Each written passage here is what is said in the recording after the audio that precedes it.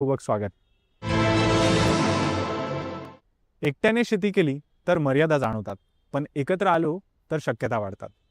पुणे जिल्ह्यातील इंदापूर तालुक्यातल्या रुईसह आसपासच्या गावातील शेतकऱ्यांनी हे सिद्ध करून दाखवलं आहे।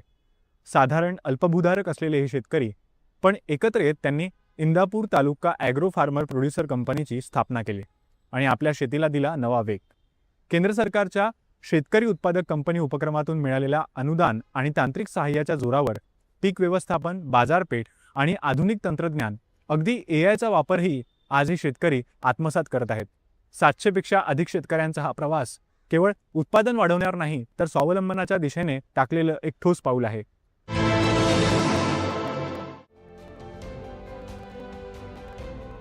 उच्च मूल्यांकित प्रक्रियायुक्त उत्पादनांच्या वाढत्या मागणीमुळे कृषी क्षेत्रामध्ये खूप मोठा वाव आहे।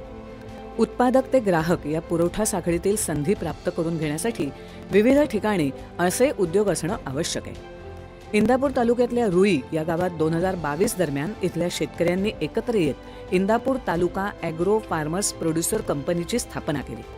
सुरुवातीला 350 सभासद शेतकरी यामध्ये सहभागी झाले। केंद्र सरकारने कार्यालय उभारणं आणि कार्यालयीन खर्च याकरता 6 लाख रुपयांचं अनुदान त्यांना दिलं।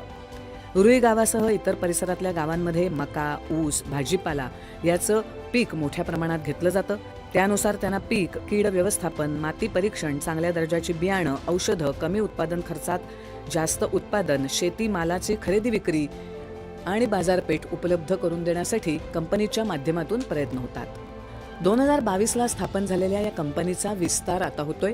सध्या 785 शेतकरी सभासद झाले असून आता एआयचं तंत्रही शेतकऱ्यांना अवगत करून देण्याचं काम सुरू आहे। केंद्र सरकारच्या इक्विटी ग्रँटच्या माध्यमातून सद्यस्थितीला आतापर्यंत 15 लाख रुपयांचं अनुदान त्यांना मिळालंय। या संपूर्ण कामात बारामती कृषी विज्ञान केंद्राच्या माध्यमातून तांत्रिक सहाय्यही या कंपनीला मिळालं आहे। या सगळ्या कंपनी स्थापन करण्यासाठी आम्हाला ट्रेनिंग आणि मार्गदर्शन देण्यासाठी ॲग्रिकल्चरल डेव्हलपमेंट ट्रस्ट बारामती आणि कृषी विज्ञान केंद्र बारामती यांचं मार्गदर्शन आणि त्यांच्या मार्गदर्शनाखाली कंपनी तयार झाली आहे। यात 4 वर्षाच्या काळामध्ये आम्हाला केंद्र सरकारकडून आमचं ऑफिस भाडं, इथले CEO आणि अकाउंटंट यांच्यासाठी आर्थिक सहाय्य होतं। तसंच इक्विटी ग्रँट म्हणून आम्हाला 15 लाखापर्यंत मिळालेले आहे। आता कंपनीचे संपूर्ण सभासद 750च्या वरती आहेत। कंपनीने सुरुवातीला पशुखाद्य विक्री सभासदांच्या मागणीनुसार केली होती। पशुखाद्य झाल्यानंतर आम्ही आमच्या मागणीनुसार खतं, औषधं, बी बियाणं सेवा द्यायची सुरू केलेली आहे। त्यानंतर आम्ही ड्रोन आणलं होतं भाड्याने। देहात कंपनीशी आम्ही टायअप करून खतं, औषधं, बी बियाणं जे आमच्या सभासदांचं जास्त दराने खरेदी करावं लागायचं ते आता आम्हाला सवलतीच्या दरामध्ये आणि कोणत्याही प्रकारचं लिंकिंग न घेता युरिया म्हणा, DAP हे सगळं आमच्या सभासदांना मिळत आहे। आज आपण या ठिकाणी जे एक शेतकऱ्यांचा मेळावा घेतलेला आहे, त्यामध्ये आपण शेतकरी उत्पादक कंपनी आहे यातले काही सदस्यांना आपण इथं बोलवले आहेत। त्यामधली ते कंपनी आहे इंदापूर तालुका फार्मर्स प्रोड्युसर कंपनी। ह्या कंपनीची स्थापना आपण इंदापूर तालुक्यामध्ये रुई गावामध्ये केलेली आहे आणि या कंपनीमार्फत विविध उपक्रम गावामध्ये राबवले जातात। आता ही योजना तशी केंद्र सरकारची आहे। जी योजनेमध्ये केंद्र सरकारने 10,000 FPO स्थापन करायची योजना जाहीर केली होती।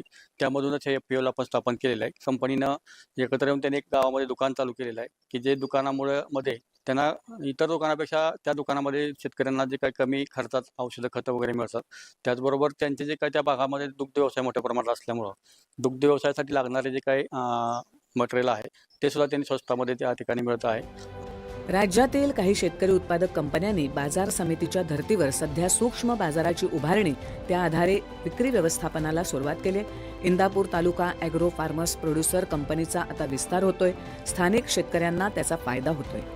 केंद्र आणि राज्य सरकारनं त्यांना यापुढेही मदतीचा हात दिला तर देशातील शेतकरी स्वावलंबी होईल आणि शेती करायला तरुणाई सुद्धा पुढे येईल हे निश्चित। दूरदर्शन बातम्यांसाठी रोहन गवळी, पुणे।